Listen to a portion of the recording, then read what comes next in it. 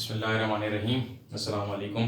Chapter number 13 का आज हमने लास्ट पार्ट करना है। हमने पिछली वीडियो में 13.1 से लेके 13.4 तक के न्यूमेरिकल्स कर लिए थे, ठीक हो गया। अब हमने करना ये है कि 13.5, 13.6, 13.7, 13.8 चैप्टर नंबर 13 के न्यूमेरिकल्स इंपॉर्टेंट है वो इस हवाले से क्योंकि ऑलमोस्ट पहले ही थ्योरी टॉपिक्स काफ़ी हद तक रिड्यूस कर चुके हैं बोर्ड वाले। तो न्यूमेरिकल्स इस हवाले से बहुत ज़्यादा इंपॉर्टेंट है। वैसे तो इसका हर साल चैप्टर नंबर 14 और 13 में से एक न्यूमेरिकल आ जाता है, कोई भी एक, ठीक है। लेकिन इस बार 13 का चांसेस ज़्यादा है बिकॉज 14 में फिर भी थ्योरी के टॉपिक्स हैं लेकिन 13 में नहीं है, ठीक। अब इसको करते हैं थोड़ा सा घुमा हुआ है, ठीक है। घुमा हुआ से मुराद ये कि ये 13.1, 2, 3, 4 ये तो आसान थे। आसान से मुराद ये है कि ये सिंपल फॉर्मूले लगे काम हो गया हमारा। लेकिन अब थोड़ा सा चेंज है, वो है मैग्निफिकेशन आ गई। इसका क्या होगा देख लो। सबसे पहले सवाल पढ़ो, the focal length of a concave mirror is 10 centimetre, यानी कि आपको एफ जो है वो दिया हुआ है और वो है 10 सेंटीमीटर का, ठीक है। Where should an object be placed, एक तो पहला सवाल आया जिसमें हमें पी फाइंड आउट करना है। हमने कहा था उस दिन ऑब्जेक्ट का मतलब होगा पी, इमेज का मतलब होगा क्यू, और ऑब्जेक्ट का अगर साइज दिया हुआ है वो निकालना है तो वो एच ओ है यानी कि हाइट ऑफ ऑब्जेक्ट है, और अगर इमेज का साइज है तो वो एच आई है यानी कि हाइट ऑफ इमेज है, ठीक है। यहाँ पर P हमने फाइंड आउट करना है यानी कि हमने P is equal to question mark कर दिया। आगे चले, so to as get its real image magnified twice. अब परेशानी की बात क्या है कि Q हमें कुछ भी नहीं दिया, क्योंकि अगर हमें Q नहीं पता हो तो हम वो वाला फॉर्मूला कैसे अप्लाई करेंगे, यानी कि 1/f is equal to 1/p plus 1/q। P तो हमें फाइंड आउट करना है, F हमें दिया हुआ है लेकिन Q हमारे पास नहीं है। तो Q निकालने के लिए एक आसानी वाली चीज दी हुई है और वो है मैग्नीफाइड ट्वाइस। ट्वाइस का मतलब होता है 2। मैग्नीफाइड को तुम रिप्रेजेंट करोगे कैपिटल M से, और ट्वाइस का मतलब 2, इसकी कोई भी यूनिट नहीं होती, इस बात को याद रखना, ठीक है। अब हम करेंगे क्या। सबसे पहले हमने डाल दी सॉल्यूशन की हेडिंग, ठीक है। अब हमने क्या करना है, हमने करना ये है कि पहले हमने Q फाइंड आउट करना है, क्योंकि जब हमारे पास Q आ जाएगा तो हम फिर 1/f is equal to 1/p plus 1/q पे जा सकते हैं, अदरवाइज हम नहीं जा सकते। आ जाओ सॉल्यूशन पे आओ। हमने सबसे पहले m इज इक्वल टू 2 है, याद रखो मैग्निफिकेशन का फॉर्मूला होता है m is equal to q/p, ठीक है। m की वैल्यू तुम्हें पता है, ये रही 2, और ना तो तुम्हें q की वैल्यू पता है ना तो तुम्हें p की वैल्यू पता है। ये p इधर हो रहा है डिवाइड, ये इधर आके हो जाएगा मल्टीप्लाई, और तुम्हारे पास जो q की वैल्यू आएगी वो इस बार सिर्फ नंबर में नहीं आएगी बल्कि वो आ जाएगी 2p, यानी कि q की वैल्यू तुमने इस बार निकाली है और वो निकाली है तुमने 2p की, ठीक है। अब तुम लगाओगे मिरर इक्वेशन वाला फॉर्मूला, यानी कि 1/f is equal to 1/p plus 1/q। 1/f यानी कि f की जगह पे तुमने क्या पुट करना है, जो कि f की वैल्यू है 10, उसके बाद p की जगह पे कुछ भी नहीं यानी कि फाइंड आउट करना है, और q की जगह पे 1/2p, ठीक हो गया। याद रखो अगर तो नीचे नंबर्स नहीं दिए हुए, ये p और 2p दिया हुआ है, तो ये एलसीएम निकालने का सबसे आसान तरीका है। क्या तरीका है, 1/10 ऐसे ही रहने दो, इनमें से जो चीज बड़ी है वो तुम्हारे पास एलसीएम है। यकीनन 2p बड़ा है और 2p 1 जा 2p होगा, ऊपर वाला नंबर ही 1 से, और p को तुम 2 टाइम मल्टीप्लाई करोगे तो 2p बन जाएगा। 1 2 जा 2 और प्लस 1 1 जा 1, यानी कि तुम्हारे पास ये सिचुएशन बन गई है 3/2p की। अब हमारे पास बहुत आइडियल सिचुएशन है किस चीज की, क्रॉस मल्टीप्लीकेशन करवाने के लिए। हम जब क्रॉस मल्टीप्लीकेशन कराएंगे तो 2p मल्टीप्लाई होगा 1 से यानी कि ये बन जाएगा 2p, और 3 मल्टीप्लाई होगा 10 से यानी कि ये बन जाएगा 30। p के साथ 2 हो रहा है मल्टीप्लाई, वो यहां पर आके हो जाएगा डिवाइड, यानी कि 2 1 जा 2 और 2 15 जा, तो आपके पास आंसर आ जाएगा p is equal to 15 centimetre is your final answer. उम्मीद है कि कोई मसला नहीं हुआ होगा, बहुत आसान है। जस्ट ये एक बार m का चक्कर लेकर आए और इसमें अदरवाइज कुछ भी नहीं है, ठीक है। तो इसको देखो, और अब हमने आना है 13.6 की तरफ।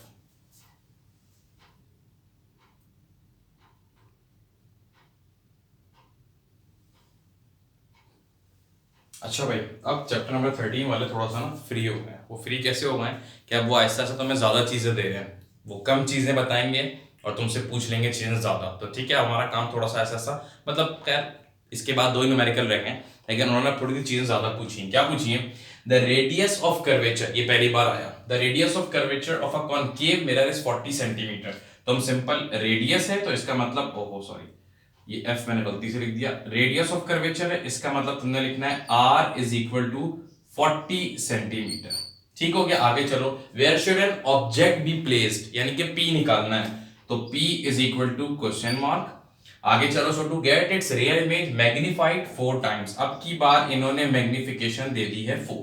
ठीक है, आ जाओ सॉल्यूशन की तरफ। सॉल्यूशन इसका क्या होगा, अब तुम्हारे पास मसला है, ना तुम्हारे पास f पता है तुम्हें और ना तुम्हें q पता है। q तो तुम निकाल लोगे m के फॉर्मूले से, लेकिन ये जो r दिया है ये इसीलिए दिया है ताकि तुम f निकाल सको। अगर r दिया हुआ हो और f निकालना हो तो बहुत आसान सा फॉर्मूला है, f is equal to r upon 2। f ऐसे ही रखोगे, r की वैल्यू है 40, 40 अपॉन 2 का मतलब 2 1 जा 2 20 जा, यानी कि f आ गया तुम्हारे पास 20 सेंटीमीटर। पहली चीज तो हो गई। दूसरी चीज, तुम्हें q निकालना है। m का फॉर्मूला लगाओगे, m is equal to q upon p। ठीक हो गया, m की वैल्यू तुम्हें पता है, m की वैल्यू तुम्हारे पास गिवन है और वो है 4। तुमने m की जगह पे 4 पुट किया, q ऐसे ही रहने दो और p को भी ऐसे ही रहने दो, लेकिन ये p जब यहाँ डिवाइड हो रहा है तो इधर जाके होगा मल्टीप्लाई, तो तुम्हारे पास वैल्यू बन जाएगी 4p is equal to q, यानी कि अब की बार तुम्हारे पास q आ गया, जो कि पिछली बार आया था 2p, अब आया है वो 4p। ठीक है, नाउ अब तुम लगाओगे फॉर्मूला मिरर इक्वेशन वाला, और वो तुम्हारे पास है 1 upon F is equal to 1 upon P plus 1 upon Q. 1 upon F की वैल्यू तुमने अभी f की वैल्यू निकाली है 20, पुट कर दो, 1 अपॉन p चूंकि फाइंड आउट करना है तो ऐसे ही रहेगा, और q की वैल्यू अभी तुमने निकाल ली है 1 अपॉन 4p। मैंने कहा था इसका एलसीएम निकालना दुनिया का सबसे आसान काम, वो कैसे है, वो ऐसे है कि आपने क्या करना है, 1 अपॉन 20 को ऐसे ही रहने दो, और इन दोनों में क्या चीज बड़ी है, यकीनन 4p बड़ा है, तो 4p इसका एलसीएम है, और 4p 1 जा 4p, ऊपर वाला ही 1 हो जाएगा, और इसको 4 टाइम मल्टीप्लाई करना पड़ेगा तो ये 4p बनेगा, 1 4 जा 4 प्लस 1 1 जा 1। अब तुम्हारे पास क्या सिचुएशन बन गई, 1 अपॉन 20 ऐसे ही रहने दो, 4 प्लस 1 5 अपॉन 4p। अब हमने करवाना है क्रॉस मल्टीप्लिकेशन, क्रॉस मल्टीप्लिकेशन ऐसे होती है, यानी कि 4p 1 जा 4p और 25 जा 100, 4 इसके साथ हो रहा है मल्टीप्लाई, इधर जाके हो जाएगा डिवाइड, यानी कि 100 डिवाइडेड बाय 4, 4 1 जा 4, 25 जा, p is equal to 25 centimetre. कोई मसला नहीं हुआ होगा इसमें भी, बस इसमें एक रेडियस दे दिया था, लेकिन काम तकरीबन आसान है, कोई ऐसी मसले वाली बात नहीं इस काम में भी। ठीक है, तो ये हमारे पास 13.6 भी हो गया, 13.7 भी शायद कुछ इस जैसा ही है। ठीक है, फिर 13.8 बहुत आसान है, मतलब उसमें कुछ भी नहीं करना भाई, सेम हमारे पास मिरर इक्वेशन वाला काम है।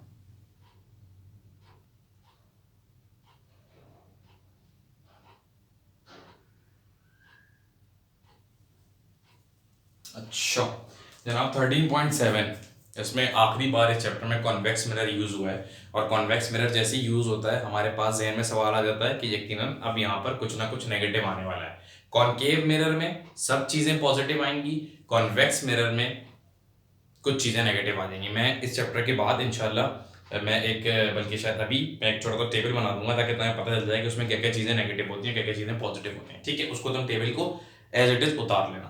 इसमें क्या करना है, इसमें करना है an object is situated at a distance of 20 centimetre. Object याद रखना ऑलवेज पॉजिटिव, उसको कोई फर्क नहीं पड़ता कि मिरर कॉन्वेक्स है या कॉनकेव है, ऑब्जेक्ट हमेशा पॉजिटिव होता है। ठीक है, from a convex mirror of radius of curvature 20 centimetre, यानी कि r तुम्हारे पास है 20 सेंटीमीटर, लेकिन दर हकीकत ये -20 सेंटीमीटर है बिकॉज ऑफ कॉन्वेक्स। तुम चाहो तो इसको नीचे लिख भी सकते हो, बिकॉज ऑफ कॉन्वेक्स। ठीक है, find the position and nature of image, यानी कि q भी निकालना है और नेचर ऑफ इमेज भी तुम्हें फाइंड आउट करके देनी है। नेचर ऑफ इमेज को तुम मिरर देख के बता सकते हो कि वो होगी वर्चुअल। ठीक है, खैर हमने आना है सॉल्यूशन पे। अब जब सॉल्यूशन पे आओगे तुम तो तुम्हें सबसे पहले दो चीजें मालूम करनी होगी। ठीक है, क्या चीज मालूम करनी, सबसे पहले तुमने f निकालना है। f कैसे निकालोगे, तुम इस रेडियस की मदद से f निकालोगे, क्योंकि f निकालने का फॉर्मूला होता है r अपॉन 2। तो r की वैल्यू हमें दी हुई है -20, -20/2, 2 1 जा और 2 10 जा, तो f की वैल्यू आ जाएगी -10 सेंटीमीटर। माइनस क्यों आया? Because of convex mirror.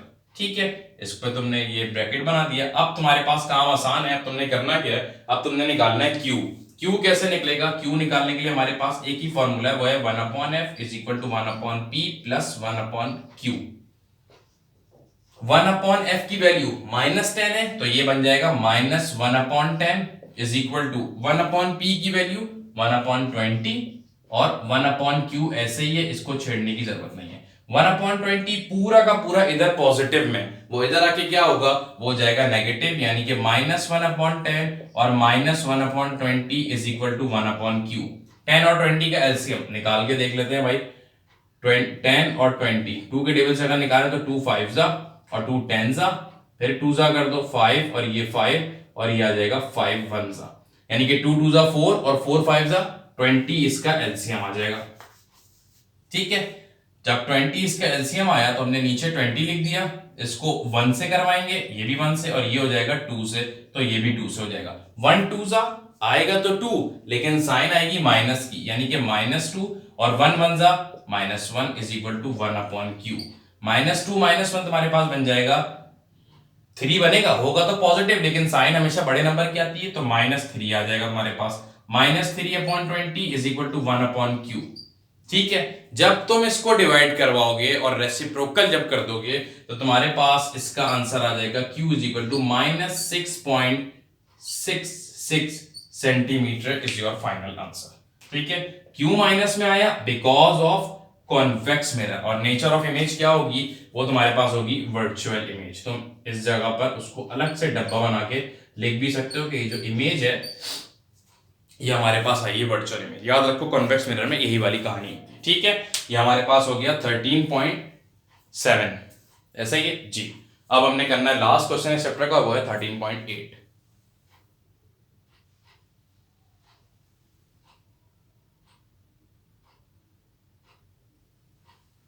अच्छा, हमारे पास इस चैप्टर का आखिरी सवाल है और वो है 13.8। 13.8 में थोड़ा सा सवाल लेंदी है, ठीक है, मैं इसका एक पार्ट करूंगा, बाकी तुम लोग दो खुद से कर सकते हो, मैं बता दूंगा कैसे करना है।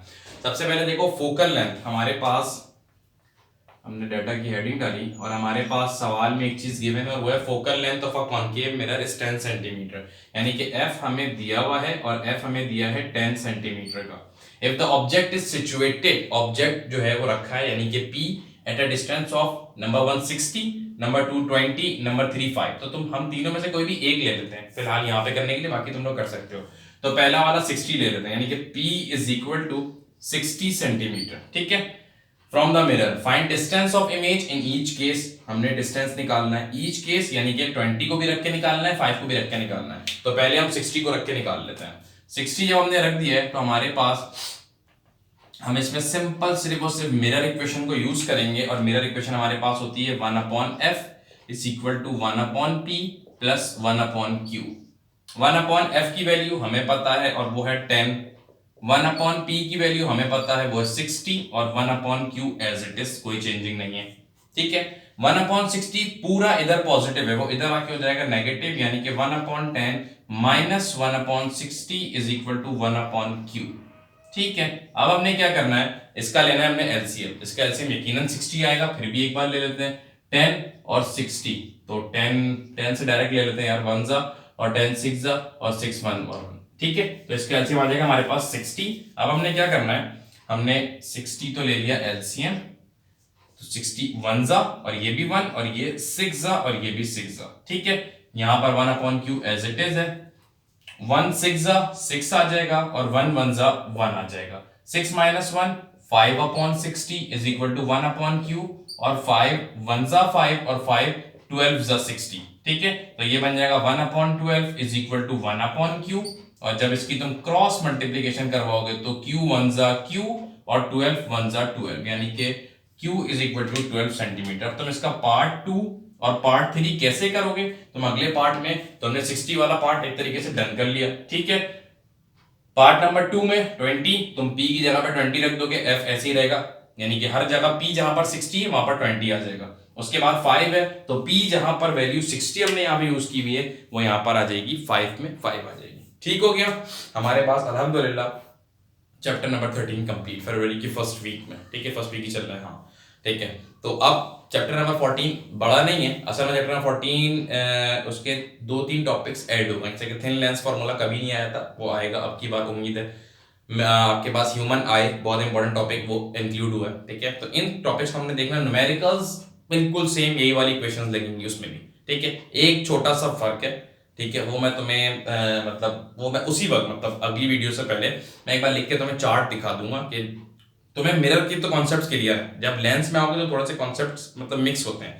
कॉनकेव मिरर हर चीज पॉजिटिव होगी, कॉन्वेक्स मिरर सिर्फ पी पॉजिटिव होगा यानी कि ऑब्जेक्ट, बाकी चीजें नेगेटिव होंगी। जब लेंस में आओगे तो लेंस में अपोजिट चीज है, ठीक है। तो मैं उसका पहले एक बार चार्ट बना दूंगा न्यूमेरिकल करने से पहले, ताकि तुम्हें चीजें क्लियर हो जाए। तुम पहले उस चार्ट को अपने पास उतार लेना एंड देन तुम न्यूमेरिकल सॉल्व करना, ठीक हो गया।